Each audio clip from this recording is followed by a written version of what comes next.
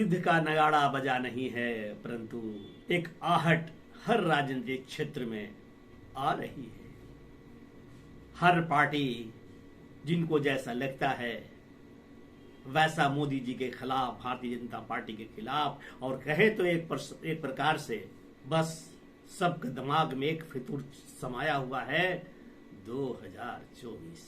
नमस्कार, ज्ञानचंद प्रसाद मेहता टॉक से आपका स्वागत करता है। अभी कांग्रेस की तो पूछिए मत, आईटी सेल के विभिन्न एंगलों से निरंतर मार कर रहा है। कभी राहुल गांधी के पप्पू, तो उस पप्पू को नाम को हटाने के लिए संघर्ष कर रहा है कि यह पप्पू नहीं है, वो कि नया चित्र, नया अक्ष जनता के दिमाग में बैठाना चाहता है। कांग्रेस कभी सोनिया गांधी का चित्र ठीक करना चाहता है, कभी कांग्रेस का चरित्र समझाना बैठा देना चाहता है।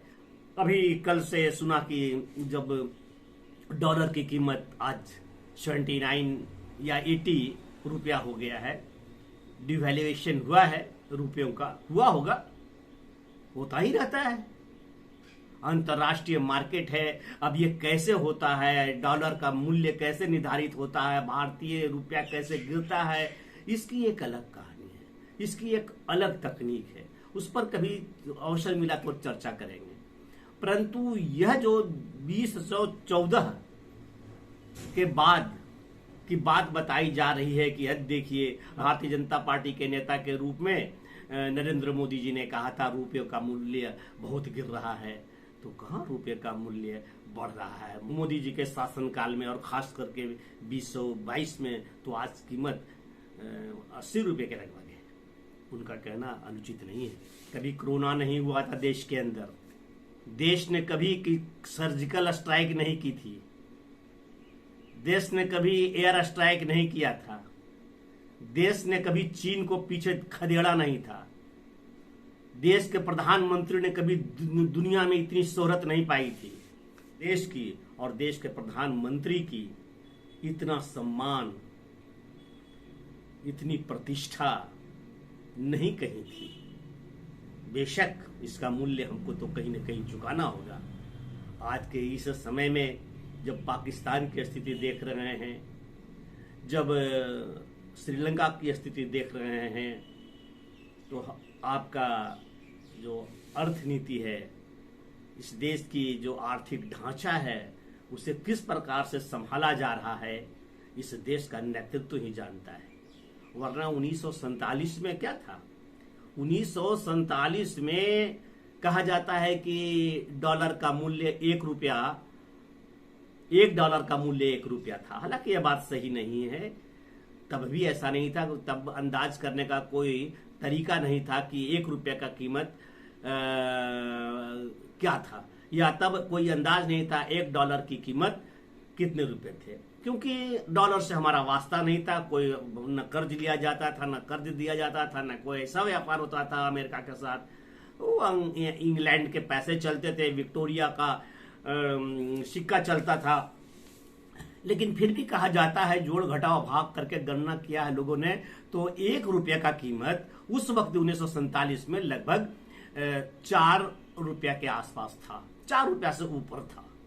डॉलर की कीमत की बहुत चर्चा ना करें तो 2000 की बात करते हैं, जब वाजपेयी जी सत्ता में थे, उस समय 1 डॉलर का कीमत 40 रुपया था। तो अब कोई बताएंगे कि इस बीच में तो कांग्रेस और अन्य लोगों ने ही राज किया, कभी भारतीय जनता पार्टी ने राज नहीं किया। तो यह कैसे हुआ? 4 रुपया में 1 डॉलर जब मिलता था, तो उस रुपये का मूल्य गिरते गिरते गिरते गिरते बीच में तो 1993 में बहुत ज्यादा हो गया था, किसी तरह से संभला गया था। वाजपेयी के जमाने में 40 से 50 रुपया था। और जब सत्ता से हटे वाजपेयी, मनमोहन सिंह ने सत्ता की बागडोर संभाली, तब डॉलर का मूल्य जो 50 रुपये था, वो धीरे धीरे करके 2013 में डॉलर का मूल्य था 65 रुपया 50 पैसा। 2013 में, 2014 में, पहले 2013 की ही बात कर लें। जब 2000 में ये 40-50 था, तो 2013 तक मैंने 2014 के पहले ये 65 रुपये 50 पैसे कैसे हो गया? किस कारण से होता है? कैसे मूल्य बढ़ता है? क्या कांग्रेसियों को यह पता नहीं है? जो यह अपेक्षा करता है कि आज 7-8 वर्ष में डॉलर का मूल्य 79 रुपया हो गया है या 80 रुपया हो गया है, जिनके कई क्लाउज हमने बताए हैं। लेकिन 2004 में मनमोहन सिंह के सत्ता संभालने के बाद क्या हुआ 10 वर्षों में? सो इसका कीमत 2013 में 6550 रुपया हुआ था। फिर 2014 आया, डॉलर का मूल्य 63 रुपया हुआ। तो कोई चमत्कार नहीं हुआ। नरेंद्र मोदी जी ने कोई चमत्कार किया हो ऐसा नहीं। ये अंतरराष्ट्रीय बाजार है, हर चीज कई फैक्टर काम करते हैं इसमें।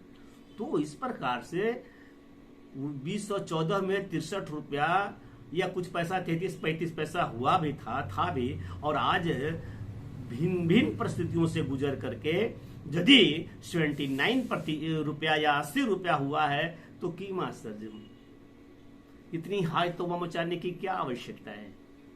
यह अपने ही देश की बात है। यह फिर आप सभी ठीक हो जाएं, इतना खुराफात, एक युद्ध की स्थिति से तो देश गुजर रहा है। ये क्या है? सरधन से जुदा, उसको भी रोकना है। उन भाइयों के अंदर भी ये सब बतानी है कि भाई राष्ट्र की मुख्य धारा के साथ रहो। तो जब शांति रहती है तो स्वमेव सारा कुछ सुधरता है, और नहीं तो युद्ध है तो युद्ध तो करना ही पड़ेगा। रुपये का कीमत जितना भी गिरे, आदमी से ज्यादा तो नहीं गिरेगा, पॉलिटिशियनों से ज्यादा तो नहीं गिरेगा। फिर जनता है, देश है, संभालेंगे। लेकिन इन विपक्षियों को एक भी मत चलने दीजिए, जो दिन रात केवल सत्ता पर काबिज होने के लिए कैसे मोदी को सत्ताच्युत करके हम गद्दी पर बैठ जाएं, बस एक ही लक्ष्य है। वीडियो पसंद आए तो लाइक, सब्सक्राइब, कमेंट दीजिए और उसके बाद बेल आइकन दबा दीजिए।